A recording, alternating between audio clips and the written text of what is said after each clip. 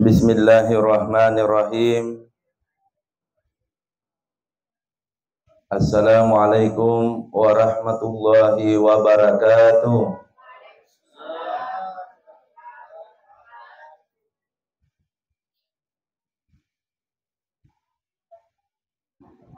Tabarakallazi biyadihil mulk wa huwa ala kulli syai'in qadir. Allahumma salli ala Sayyidina Muhammad, amma ba'd. Kita awali ceramah takziah malam hari ini dengan sama-sama semua hadirin membaca suratul Fatihah. Kita ikhlaskan pahalanya untuk almarhumah Ibu Nadira SPD MPD yang telah meninggalkan kita semua. Ila hasihinnya Al-Fatihah. Bismillahirrahmanirrahim. Alhamdulillahi rabbil alamin. Ar-Rahmanirrahim. Maliki yaumiddin. Iyyaka na'budu wa iyyaka nasta'in. Ihdinas siratal mustaqim. Siratal ladzina an'amta 'alaihim ghairil maghdubi 'alaihim waladdallin. Amin. Kita lanjutkan dengan membaca salawat Jibril. Kita semua semangat membacanya. Jangan sampai masih ada jemaah di antara kita, mohon maaf, yang belum pernah datang ke Raudah. Bacalah dengan seikhlas-ikhlasnya salawat ini. Semoga tidak meninggal sebelum kita berada di Raudah langsung mengucapkan Assalamualaikum ya Rasulullah. Ayo sama-sama. Sallallahu ala Muhammad. Ikuti. Sallallahu alaihi wasallam. Sallallahu ala Muhammad. Sallallahu alaihi wasallam. Ya Nabi salam alaika. Ya Rasul salam alaika. Ya Habib salam alaika. Salawatullah alaika. Materinya kita mulai saat malaikat akan turun mencabut nyawanya almarhumah. Tatanazzalu alaihimul malaika. Saat sebelum terjadinya peristiwa kematian itu, turunlah malaikat-malaikat Allah. Lalu dijelaskan dalam hadis Nabi. Saya campur bahasa Bugis Makassar. Oke. Angkana dosen Nabi ta. Sebagai penjelasan dari ayat ini, punna taubaji mati singkama almarhumah, orang yang salihah pasti ini. Maka turunlah malaikat-malaikat Allah dengan berpakaian serba putih, membawa kelengkapan min nur dari cahaya. Nania mirir sampinna almarhumah ibunda. Angkanana mau lanjutanna ayatnya, malaikat itu tidak langsung mencabut nyawanya, tetapi dibisikkan dua kalimat sebelum dicabut nyawanya almarhumah. Yang pertama dibisikkan, Allah takhafu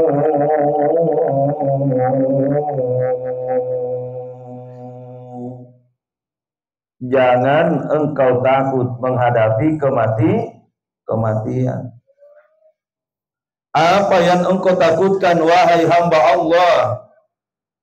Bukankah amal ibadahmu begitu indah dan sudah sempurna?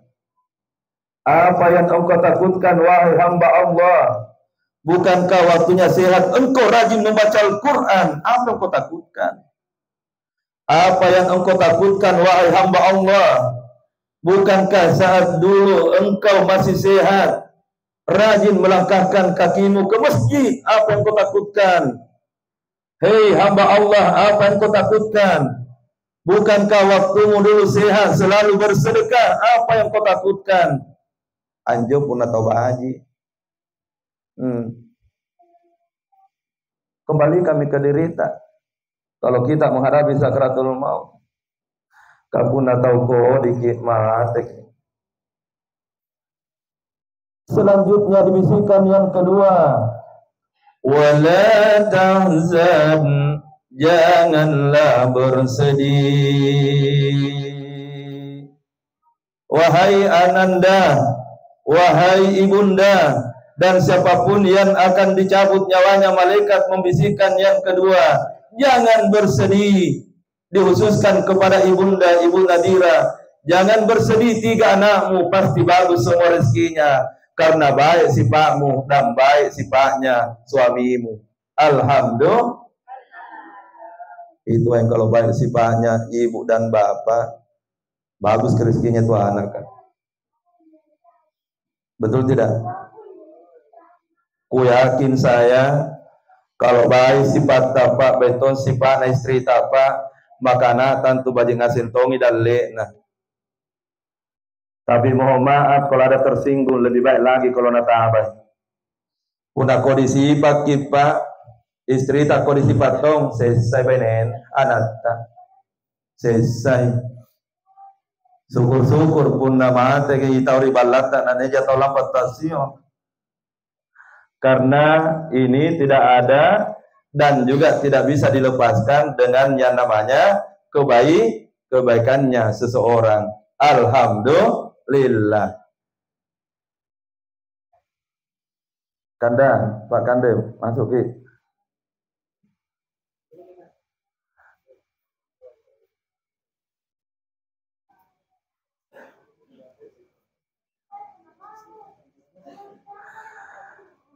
Dilanjutkan kembali di waktu malaikat akan mencabut nyawanya. Kembali dalam kitab Al-Fiqhul Manhaj diajarkan kepada kita semua bagaimana menuntun keluarga yang sudah menghadapi zakratul maut. Yang pertama dalam kitab Al-Fiqhul Manhaj, setelah malaikat berada di sampingnya dan kita sudah berada untuk membantu saat-saat dia akan meninggal, diawali dengan dihadapkan tubuhnya menghadap ke kiblat. Ibu, kalau pulang sebentar nadodong dilihat pura nenta, segera hadapkan ke kiblat. Hadapkan ke kiblat segera orang yang sakarat itu. Ngapa nalarro? Kemudian yang kedua, setelah dihadapkan ke kiblat, tuntunannya sebagaimana yang disampaikan oleh Nabi, Iqra'u ala mautakum, bacakanlah di sampingnya, saat malaikat pun sudah ada berada di sampingnya, dengan bacaan Al-Quran, surah Yasin. Ayo sama-sama kita praktekkan. Alhamdulillah malam ini pertemuan tak sangat berkah, karena hadir juga Tomalak Bajta, seniorku di pesantren Dede Imam Koso, Pak Kandep. Alhamdulillah. Ayo kita sama-sama dibacakan surah Yasin di sampingnya, kita praktekkan cukup 3 ayat saja. Bapak Ibu boleh ikut sama-sama. Bismillahirrahmanirrahim. Yasin. Ayo suara sama-sama. Wal Qur'anil Hakim. Innaka laminal mursalin. Stop, karena ini hanya dipraktekkan. Ustaz, berapa kali baca surah Yasin pada saat ada orang sakarat di rumah? Minimal 1 kali saja. Minimal 1 kali. Yang mau kita jadikan pelajaran malam ini untuk semua yang masih hidup, siapa yang akan bacakan surah Yasin di sampingta pada saat sakarat, jika anak dilupakan mendidik tentang agama. Itu yang mesti kita pikirkan. Siapa yang akan mengaji di sampingnya bapak dan ibu ketika zakratul maut, anak jauh dari agama. Saya teringat kata-katanya mantan presiden kita, B.J. Habibie. Ada kalimatnya yang bisa membuat pelajaran penting bagi kita semua, supaya jangan larut mengejar dunia. Kalimatnya tidak pas tapi maknanya yang sama. Apa nakana beliau almarhum. Punna ero ki carita tentang kesuksesan anak-anakku. Jaran-jaran nia anak mari singkamma suksesna anakku cara deh. Bajik ngaseng jama-jamanna doi na jai ngaseng.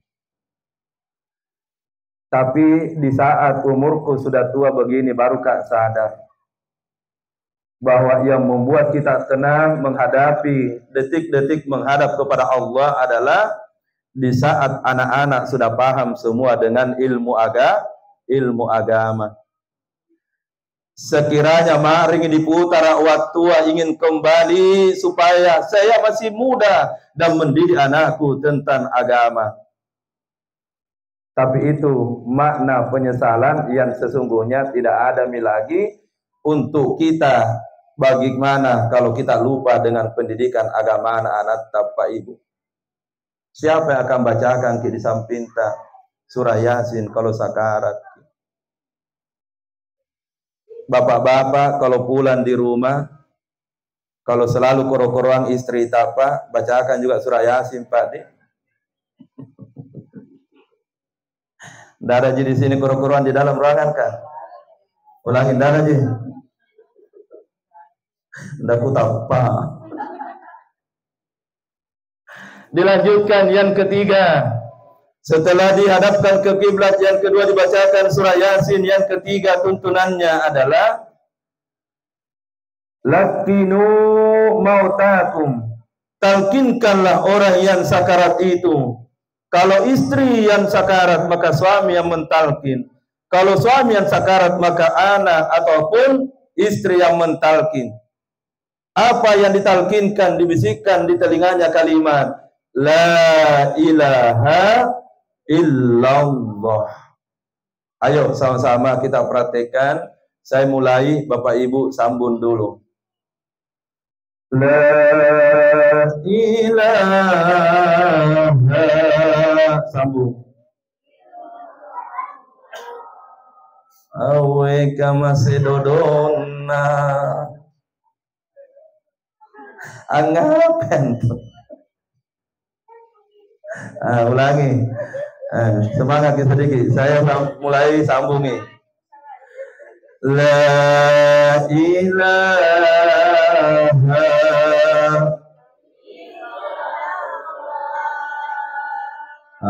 Alhamdulillah semangat nih.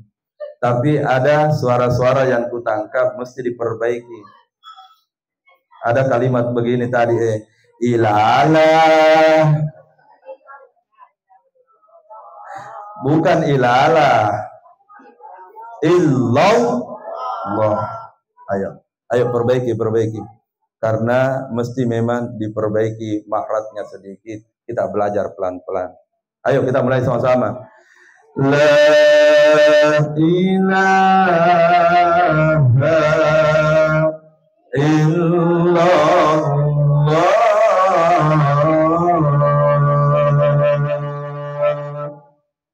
Aminkan dan kita memohon Allahumma hawin alaina bi zakaratil maut. Mudahkanlah kami ya Allah menghadapi zakratul maut. Dihususkan mudah mengucapkan la ilaha illallah.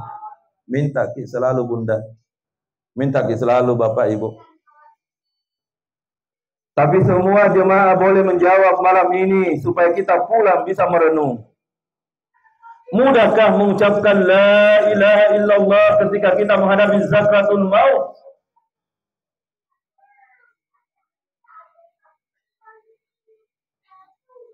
Seratus keluarga tak yang sakarat, ada di sampingnya melihat keluarga tak yang sakarat. Untung kalau ada satu kita temukan mudah mengucapkan la ilaha. Coba lihat, coba, pasti itu kata hati tak juga berkata betul, Ustaz. Sibilangan tomadan neneta, kaketa, sahibatanta dan sebagainya. Syukur kalau bisa kita dapat satu. Tapi ada memang mudah sekali mengucapkan kalimat itu. Nabi sampaikan, man kala akhirul kalam la ilaha illallah dahlal jannah. Siapa yang mampu mengucapkan la ilaha illallah pada zat zakratul maut. Kami di pesantren Mangkoso itu diajarkan tentang syarab, nahu syarab. Di situ hadisnya Nabi tidak menggunakan yadhulu, langsung dakhala. Apa artinya nanjo? Atau langsung diberikan kemuliaan, langsung bebas tes masuk surga, tahu apakah? Antum susah mengucapkan la ilaha illallah. Boleh saya dengar jawabannya bapak-bapak di luar? Betul tidak? Susah tidak mengucapkan la ilaha illallah? Tak gampang itu. Kabiya rajin sembahyang berjamaah di masjid yang ada di samping rumahnya Pak Camat. Nabi yang setiap tahun berangkat ke tanah suci. Tapi kalau dosa sama kedua orang tua tak, mohon maaf, tenah harapan ngantuk. Coba ibu-ibu jawab dulu. Setiap tahun ke tanah suci, setiap hari sholat berjamaah, tapi orang dosa, garis miring durhaka kepada kedua orang tuanya, diterima tidak ibadahnya? Coba kompak jawab, diterima atau tidak? Satu kali sama-sama Bapak Ibu, diterima atau tidak? Apa tak yang mau diterima? Salat Musa, tetapi Allah tidak ridho kalau durhaka lampar itu anta. Mohon maaf, dunia berkata dan kenyataan ada di mana-mana. Sekarang anak-anak banyak melepar untuk lampar itu anak. Begitu banyak di antara kita rajin sekali sholat berjamaah, tapi lupa kewajiban untuk berbakti lampar totata, termasuk dalam hal ini menafkahi kedua orang. Di situ penyakit itu semua. Saya pernah ditanya oleh jemaah, rajin sekali salat berjamaah. Apa nakana Ustaz? Bolehkah itu zakatku ku kasih orang tuaku Ustaz? Saya bilang, anak doraka ini. Masa zakatmu nu kasih orang tuamu? La ilaha illallah. Nah itu zakat itu tidak bisa, ada aturannya. Coba jawab hati kita semua.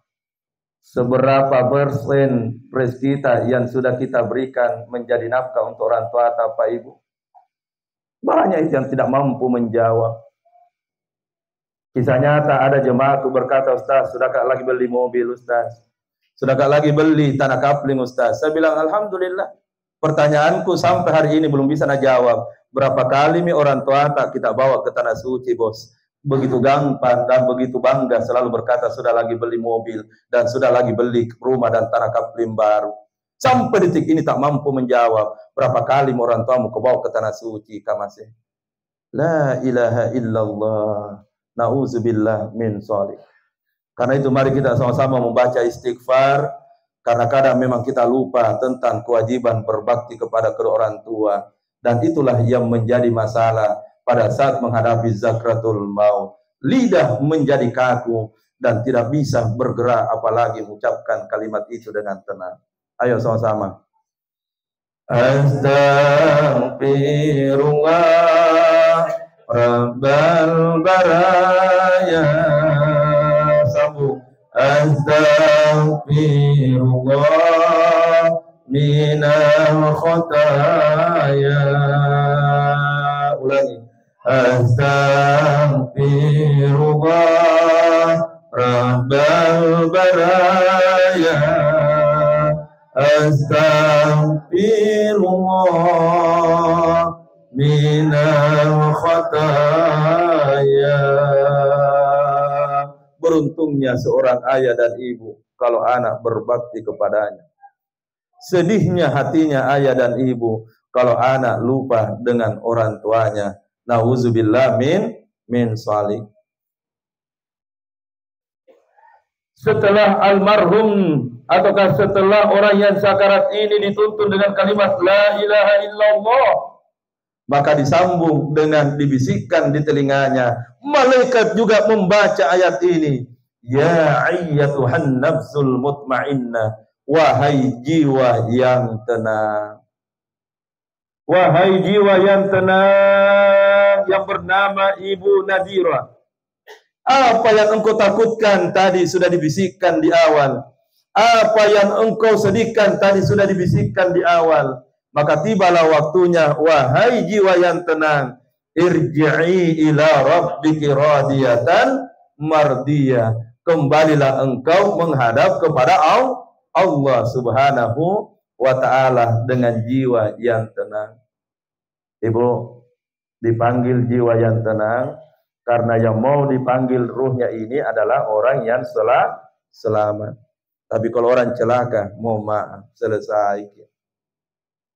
Tapi kita tidak bahaskan semua itu karena almarhumah ini adalah orang baik. Kita fokus dulu supaya bisa sampai di kuburan ceramahnya sedikit.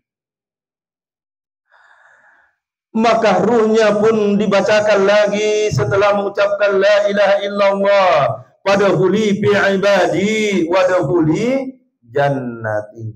Itu semua tuntunan di saat ada di sampingnya keluarga Bapak Ibu. Ruhnya kemudian keluar.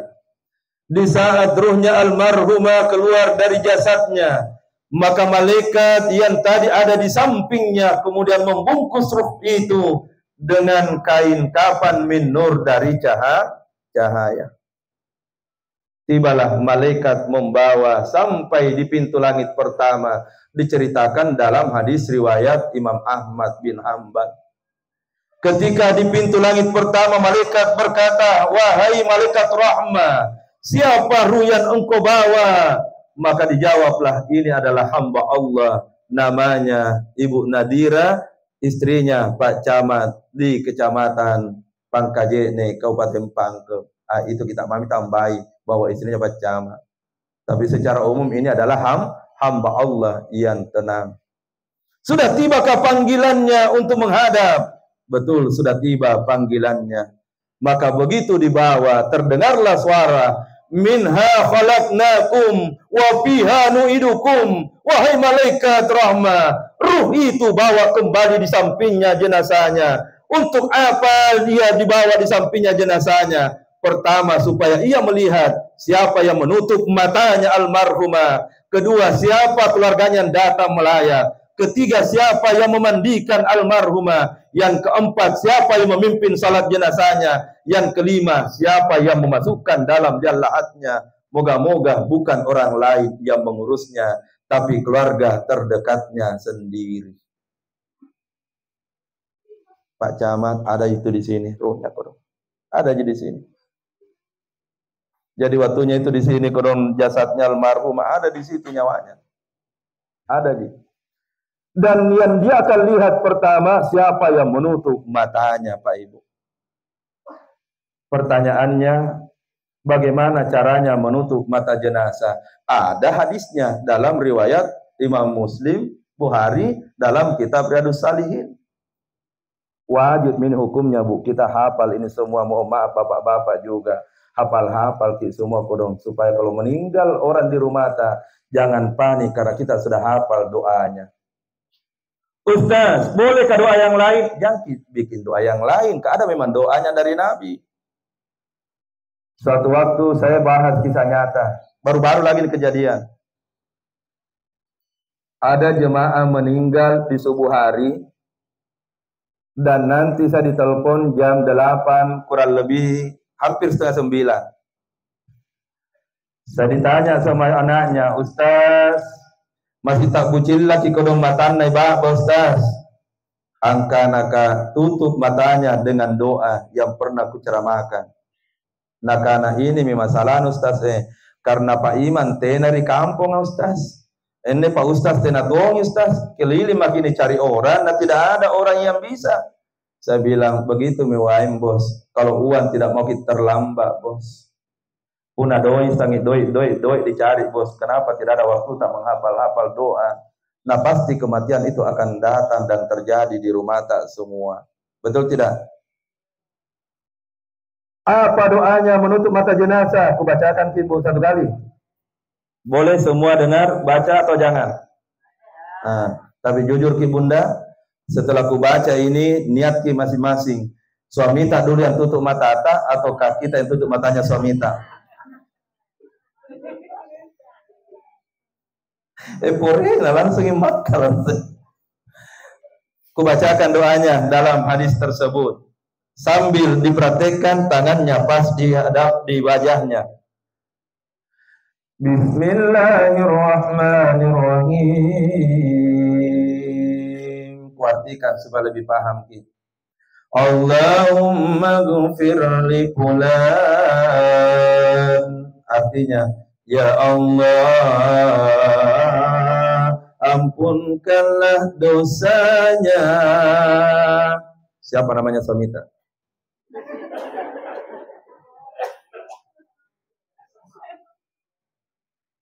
Sebutkan namanya. Kalau nama aku, ya sebutkan namanya. Warfa' darajatil mahdiin. Angkat derajatnya suamiku, istriku, anakku, ayahku, nenekku. Tergantung siapa. Di tempat yang engkau tinggikan, muliakan ya Allah. Waghfir lana walahu ya rabbal alamin. Ya Allah, kami mohon ampuni juga dosa-dosa kami Allah, dan kami pun meminta sekali lagi Allah, ampunkan dosa-dosanya kembali ya Allah, ampunkan ya Allah.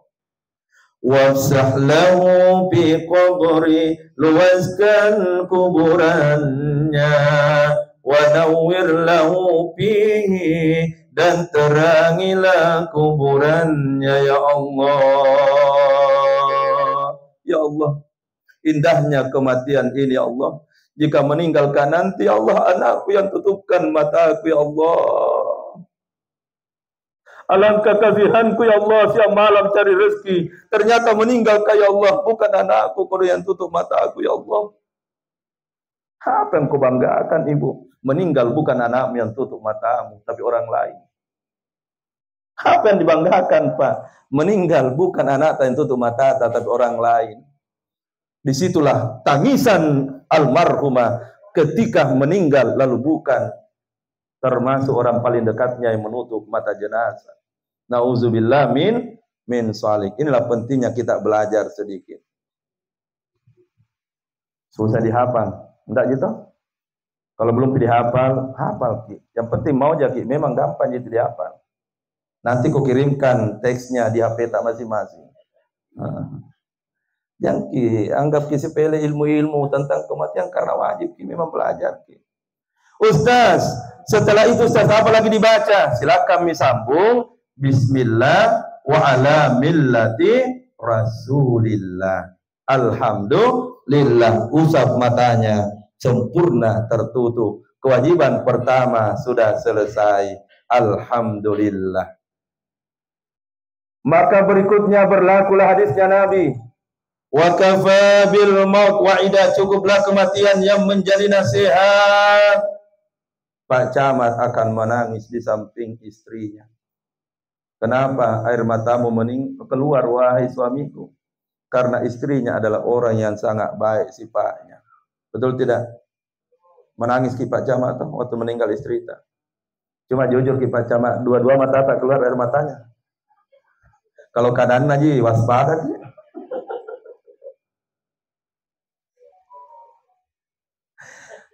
Pernah kisah nyata saya bahas keluarga aku, tapi kan saya tidak sebut nama, makanya ini kita hanya ambil pelajarannya. Waktu meninggal istrinya buku kopi Pak Camat. Bilang cika, kenapa tena nungaruk cika? Nak kana labu semi jenek matang ku cika. Napa nak boleh labu semi jenek matang? Angkana habis air mataku Ustaz. Karena itu cekakmu dilalang Ustaz aji bayin Ustaz waktu Natal lah sanak koro-koroan. Halo, halo. Barang kata apa di Joko ruang? Ada pendengar di belakang bilang saya semua nak kena ini cara mana? Alhamdulillah itu kodong keluarga aku sudah menikah lagi, sudah beristri lagi karena Nabi bilang, dengan apa yang aku ruang kamu?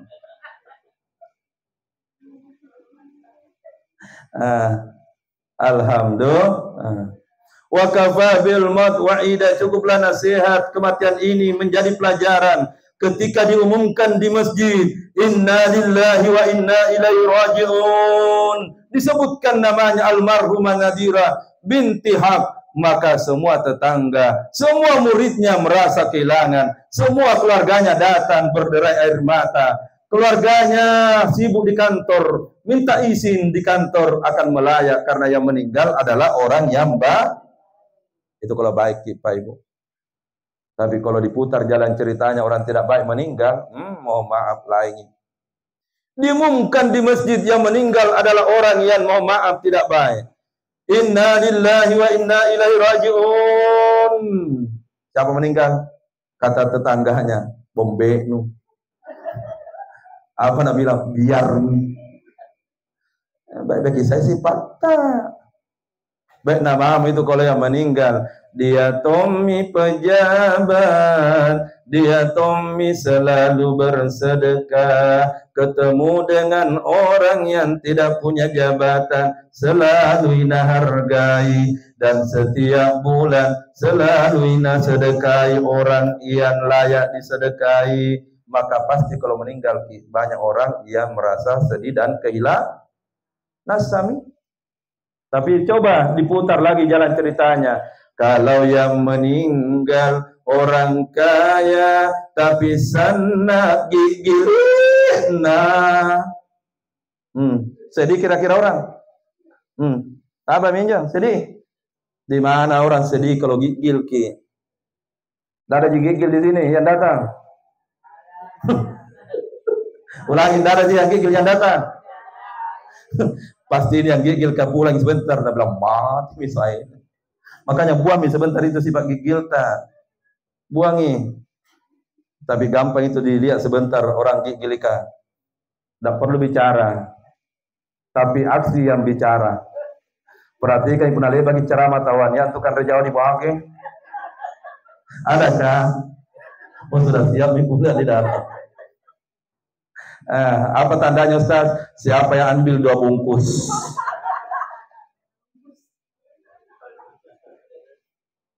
Tapi kalau nak kasih kita cama ambil semua mi. Karena itu pahala bagi almarhumah. Dikasih lompat mi ceramahnya. Sekarang sudah jam berapa? Jam 9 nih. Ustaz Hansab sudah ceramah 40 menit. Pureta. Lanjut atau stop Pak? Oke. Supaya tidak terlalu panjang ceramahnya, tidak miku bahas saat dimandikan, tapi sebaik-baik memandikan jenazah, ini perlu ibu-ibu tahu. Dalam kitab Al-Ifkar, kalau suami yang meninggal, maka istri disunahkan mandikan suaminya. Ustaz, yang mana nak bersihkan suami istri kalau suami meninggal? Bagian kepalanya kah atau bagian mana? Maka kalau suami yang meninggal, yang dibersihkan suaminya, itu paham maksudnya? Itu yang kita tawata bersihkan. Tapi kalau yang meninggal istri tidak disunahkan suaminya memandikan, itu bedanya. Dibungkus dengan kain kapan jenazah. Siapa yang membungkus kain kafannya? Suami sudah boleh membungkusnya. Ini lagi lebih khusus. Setelah dimandikan, setelah dibungkus dengan kain kafan, disalati di masjid. Oke, berarti pembahasannya saat jenazah akan diantar dari dalam rumah menuju ke masjid dulu. Waktu leba mau dimandikan jenazah almarhumah dibungkus dengan kain kafan oleh suami tercinta dan anak-anaknya. Maka terjadilah peristiwa luar biasa di dalam rumah ini sebelum ruh itu sebelum jasad dan ruhnya meninggalkan rumahnya. Dalam hadis sahih Nabi sampaikan, Wa in kana salihan, kalau yang meninggal itu adalah orang yang saleh, orang yang salihah, maka ruhnya akan berkata untuk semua yang ada di rumah ini serta yang ada di halaman rumah, apa tuh senakana? Qaddimuni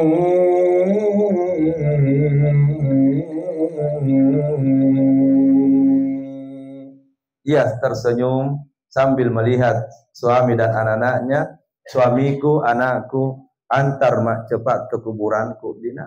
Antar mak. Kedua kalinya ia berkata, qaddimuni.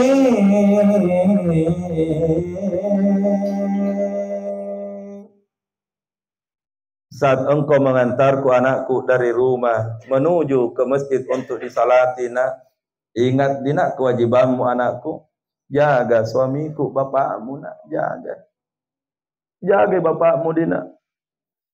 Apalagi kalau sudah tua nanti bapakmu, nak, jangan engkau biarkan bapakmu menangis karena engkau tidak berbakti kepadanya, Dina. Dia minta itu kepada kita semua. Kalau yang meninggal itu adalah ayah, maka ia pun berkata, jaga mamamu, Dina, jaga mamamu, nak, jaga mamamu, nak. Tergantung siapa yang meninggal. Kemudian ketiga kalinya berkata, qaddimuni,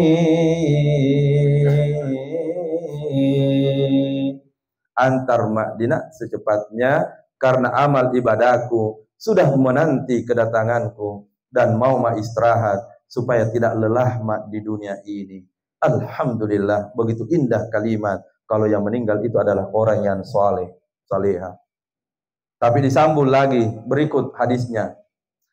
Wa in kanat ghaira salihan, tapi bagaimana kalau yang meninggal itu bukan orang yang saleh dan salihah? Betul rajul salah berjamaah tapi durhaka kepada kedua orang tuanya. Mohon maaf. Betul 50 kali datang ke tanah suci, tapi tidak pernah minta maaf sampai orang tua meninggal.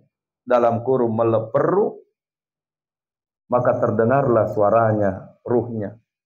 Ia berkata, ya wailaha aina tadhabu biha, tiaki kodong erana lampan di kuburanku. Tempat itu tempat yang sangat gelap, tempat itu tempat yang sangat sempit. Cacing-cacing, ulat-ulat sudah datang menungguku. Jangan kau bawa ke tempat itu, biarkan mak tinggal di rumah besar ini. Bukankah saya yang kumpul ini uang untuk bangun rumah? Bukankah saya dulu yang mengusahakan semua ini? Jangan kak bawa kak ke tempat itu, karena sebentar lagi kalian pulang tanpa terkecuali. Dia akan ketakutan. Mohon maaf jenazah, mesti engkau diangkat dari rumah, karena ini bukan rumahmu. Rumahmu akan berpindah tempat nih. Yasma'u sautaha ala kulli syai', didengarkan jeritan itu oleh makhluk Allah. Kucing, ayam itu dengar. Sapi, kambing itu dengar. Kuda, unta itu dengar. Tapi yang tidak mendengar adalah manusia. Tidak diperdengarkan ke itu. Lau yasma'ul insan lasa'i, karena kalau didengar jeritannya itu ruh orang yang akan diantar ke kuburan. Lasa'i, maka pingsanlah semua orang yang ada di sampingnya. Dan kalau pingsan orang yang ada di sampingnya dan di rumah dan di kampung ini, siapa yang antar ke jenazah saya ke kuburan? Siapa yang antar? Makanya tidak diperdengarkan. Hadis itu hadis Sahih Bukhari. Masya Allah. Karena itu sebelum disambung ceramahnya, sama-sama kita membaca dulu salawat. Semoga kita bisa mengambil pelajaran penting dari takziah malam ini. Dan ceramahnya juga insya Allah tidak lama. Insya Allah. Sama-sama. Sallallahu ala Muhammad. Sallallahu alaihi wasallam. Sallallahu ala Muhammad. Sallallahu alaihi wasallam. Diangkatlah jenazahnya almarhumah Ibu Nadira dengan kalimat La ilaha Ayo sama-sama kita baca sambil coba-coba perumpamaan, kita angkat jenazahnya. La ilaha illallah.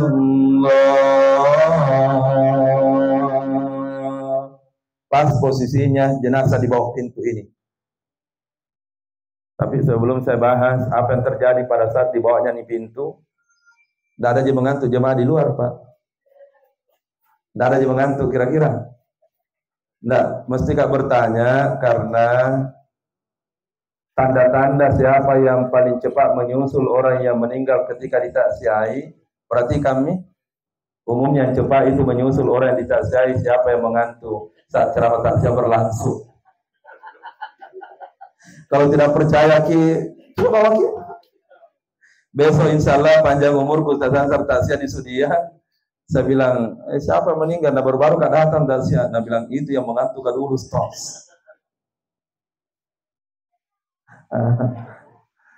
Saat jenazahnya berada pas di pintu ini, Nabi kembali menjelaskan dalam hadis sahih, yatba'ul mayyitu salasa, 3 pengantarnya almarhumah, termasuk kalau saya yang meninggal dan ibu yang meninggal. Tapi sebelumnya ibu mau duluan atau saya setelah ibu? Impore tak ada bilang kita mau dulu. Dia berubah tak mau. Yang pertama, yatba'ul mayyitu ahluhu, yang mengantar ke masjid sampai di kuburan. Yang pertama adalah keluarga. Pesan bagi saya dan kita semua, jangan lupa keluarga tak budi, jangan lupa padi. Karena biasa itu kita lupa keluarga tak, apalagi kalau tinggi jabatan tak dan kaya ki. Bahkan keluarga tak sendiri itu tidak mau pergi di rumah tak, apa Nabila malu-malu ke rumahnya, ke rumah dia orang kaya. Memang banyak orang yang datang ke rumah tak, kalau kaya dan ada jabatan tak, mereka semua panggil puang ngaji, betul. Tapi kalau pensiun maki baru tidak ada yang harta masih datang itu semua, Kemana semua itu? Berlaku teori di mana ada gula, di situ ada semut. Tapi yang namanya keluarga itu Pak Ibu, di saat kita jaya, kadang mereka memang malu-malu datang. Di saat kita bukan siapa-siapa, keluarga itu akan datang lalu berkata, "Nak, waktumu dulu kaya, nak, waktumu jadi anggota DPR contoh dan pejabat, nak, kami malu datang ke rumah tak, nak, karena kita nak tidak mau ki." Itu pelajaran bagi kita semua itu. Karena itu banyak sekali kejadian, bukan hanya di kampungku, di sini juga banyak. Apakah mau dibanggakan, Pak Ibu? Halo, apa yang mau dibanggakan? Kisah nyata saya bahaskan Ki, ada seorang kepala kantor, waktunya pensiun, sukurangi pegawai. Dipanggil Mak. Pegawai syukuran, panggil Ustaz, datang di sini makan siang, panggil semua anggota. Bilang syukuran apa ini? Lulus kanata jadi dokter atau lulus kanata jadi polisi? Dia bilang tidak Ustaz, patungan ke ini sesama pegawai karena itu kepala kantor kapan siumi sana korporan no. Ingat Ki, hari ini kita di atas, tapi nanti kita di bawah, betul tidak? Nah berganti gini hidup. Ibu yang suaminya sekarang di atas, anak tak belum tentu itu di atas lagi nanti. Yang sekarang anaknya di bawah, mohon maaf jangan pandang enteng orang tuanya. Boleh jadi 15 tahun yang akan datang anaknya yang jadi orang hebat itu. Betul? Yang begini kan mesti diingatkan kita semua. Kadang-kadang tak lupa yang begini-begini. Mau kita ditambahkan dengan contoh. Lihat mak itu kisah nyata di Indosiar. Kisah nyata, 2 bersaudara, kakak miskin, adik kaya, punya anak gadis dua-dua yang mau jadi dokter. Tapi tidak kubahas lengkap Ki, kan tahu itu kesimpulannya. Ibu-ibu, bapak-bapak boleh menjawab. 15 tahun kemudian siapa yang jadi dokter dan siapa yang jadi sukses anaknya? Orang kaya atau orang miskin? Nah begitu je hidup. Saya kemarin ceramah di Maros, meninggal orang tuanya Pak Lurah, langsung dia bilang, "Iya Ustaz, kadang kita memang tak lupa yang begini-begini." Makanya mesti diingatkan semua. Ikutlah sebagaimana Rasulullah Di saat kita sukses, jangan lupa keluarga kita. Insya Allah. Pengantar kedua, yatba'ul mayyitu maluhu, engkau diantar oleh hartamu. Mobilmu akan dipakai, motormu akan dipakai. Tapi mohon maaf, bapak-bapak boleh jawab sendiri. 3 mobil yang sudah bapak beli, mobil Fortuner 2, 1 Avanza baru. Kira-kira Pak, mobil yang mana bapak tumpangi kalau sudah dibungkus dengan kain kafan? Jawab dulu Pak, yang mana Pak? Tambahi, ibu-ibu kompak menjawab. Kalau meninggal suami tabu sudah dibungkus dengan kain kafan, 3 mobilnya. Fortuner 2, 1 Avanza baru. Mobil yang mana nak tumpangi suami tak?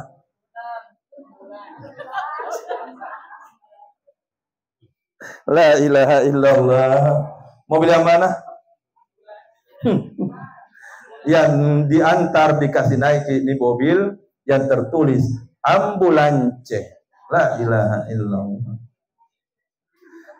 Syukur-syukur kalau dikasih di pembeli rokok dan pembeli nasi campur sopirna. Karena itu sopir, mohon maaf saya tambahkan sedikit, itu sopir ku tahu nih kenapa beda-beda suaranya itu mobil ambulans. Saya kebetulan Kanda Pak Camat, itu rumahku kuburan besar juga di sampingnya. Jadi selalu ada mobil ambulans parkir depan rumah. Kutandai suaranya itu mobil ambulans. Ternyata setelah saya amati berbulan-bulan, 2 suaranya itu mobil ambulans. Kusampaikan ke kacamata, kita tidak tandai itu tanda suaranya.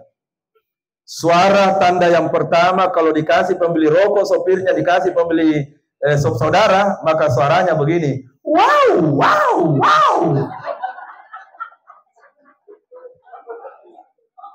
Masuknya itu mantap, mantap, mantap. Tapi kalau tidak dikasih, maka mohon maaf suaranya beda. Begini suaranya. Dodong, dodong, dodong. Masuknya itu bilang eke, eke. Tanda itu. Jadi saya itu biasa bilang sama sopir, ku tahu kok deh mu sopir ambulan. Dia bilang, Ustaz itu kan ceramah Ustaz. Kadang mantong orang liwat gigi, no. Tapi tidak ada orang dipangkep dan orang harus begitu, tidak ada.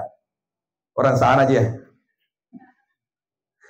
Mobilmu, hartamu, tidak ada yang kau bawa ke kuburan, cincin gelang kalungmu siap-siap.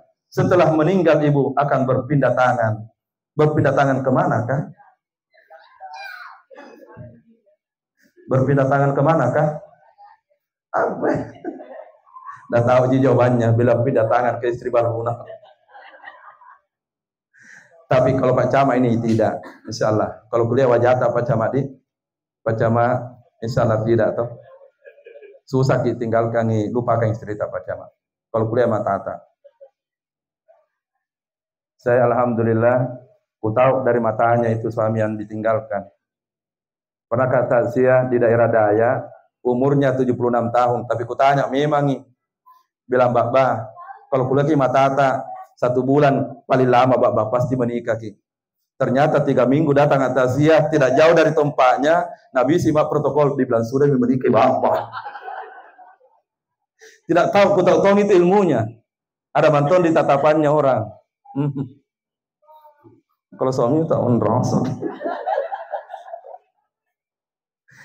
Yang ketiga, yatba'ul mayyitu amaluhu, amal ibadahnya mengantar ke kuburan. Sampailah jenazahnya di masjid. Pertanyaannya, siapa yang paling bagus memimpin salat jenazah? Kalau istri yang meninggal, maka tentu jawabannya suami. Kalau yang meninggal ayah, siapa yang paling bagus memimpin salat jenazahnya? Maka tentu anaknya. Ustaz, kan ada Pak Imam. Pak Imam itu maju kalau tidak ada yang siap dalam hal ini suami ataupun anaknya, baru Pak Imam maju. Diangkatlah jenazah dari masjid sampai di kuburannya, dan begitu sudah dimasukkan dalam kuburan, nauzubillah min dzalik, kita hanya bisa menangis, menatap kepergian, dan setelah itu tanah tertutup rapat dan almarhumah sudah berada di dalam kuburannya. Inna lillahi wa inna ilaihi raji'un. Tibalah waktunya kita mengambil pelajaran penting, Pak Ibu. Semua yang hadir di tempat ini tinggal menunggu waktu. Kalau Bapak ingin ada yang bacakan nanti Al-Quran di samping tak Pak, titiplah satu anak tak di pesantren. Titiplah satu di pesantren, Pak. Di Pangkep ini banyak pesantren. Kalau mau lagi lebih siap berpisah lebih jauh dengan anak tak, bawa di pesantren Mangkoso. Saya dengan Pak Kandep sama-sama 7 tahun di pesantren Mangkoso. Itu ilmunya kita dapatkan, kasihan. Pak Ibu, saksi demi Allah. Siapa nanti, Pak Camat, nanti simpan cucu tak di pesantren, kenapa? Tapi untuk ini semua supaya terbuka pikiran. Kalau ada cucu tak Pak, masuk di pesantren lalu membaca Al-Quran, maka pahalanya bukan untuk cucu tak semata-mata. Yang dapat pahalanya kalau cucu membaca Al-Quran adalah kedua orang tuanya. Satu.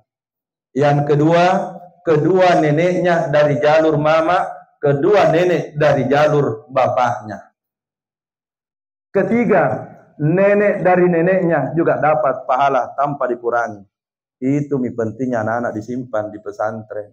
Demi Allah, kita di pesantren itu memang wajib membaca Al-Quran, walaupun tas 1 lembar sehari. Apalagi karena memang dituntut menghafal.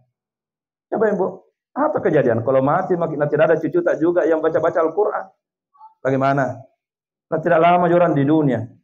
Hei manusia, kata Allah, kalau engkau ingin mengumpulkan harta, kumpullah sebanyak-banyaknya. Tapi engkau akan tertipu dengan hartamu, karena tidak ada hartamu yang kau bawa, melainkan apa yang engkau sudah sumbangkan, apa yang engkau sudah masukkan di pesantren, apa yang engkau sudah bangunkan di masjid, apa yang engkau sedekahkan, itu dia yang engkau akan bawa. Seandainya jabatan melupakanmu dengan akhirat, kumpullah, kerjalah jabatan itu. Dilihat nanti siapa yang akan temani kalau sudah dikubur. Siapa yang mau temani? Siapa yang mau temani? Maka ibu sebentar pulang, tugas tak semua Pak Ibu pulang tanya keluarga terdekat tak, adakah yang mau temani? Tanya maki. Tapi sebelum kita ketemu dengan istri tak anak tak Pak Ibu, boleh saya tanya dulu ibu-ibu ini. Kalau meninggal lebih dulu suami tak Ibu, mau kita temani di atas kuburannya atau tidak? Besar-besar suara tak sebenarnya dengar kini bapak-bapak di luar. Kalau lebih dulu meninggal suami tak mau kita temani atau tidak? Nah, berteriak semua di dalam Pak apa bilang tidak. Cerita mati itu ada istri mau temani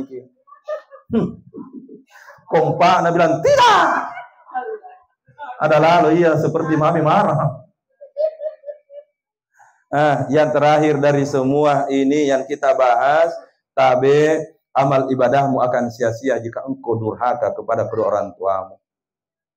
Jangan engkau durhaka sama orang tuamu deh. Pak Ibu ingat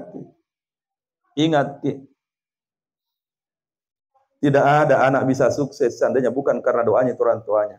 Ingat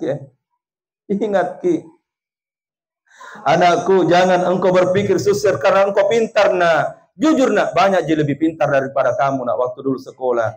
Tapi doanya orang tuamu ketika di Arafah diterima oleh Allah anakku. Doanya ayah dan ibumu setiap malam sehingga engkau menjadi pejabat, menjadi camat, menjadi Pak Kandep, menjadi apa dan sebagainya. Itu karena doanya kedua orang tua tak siang dan malam.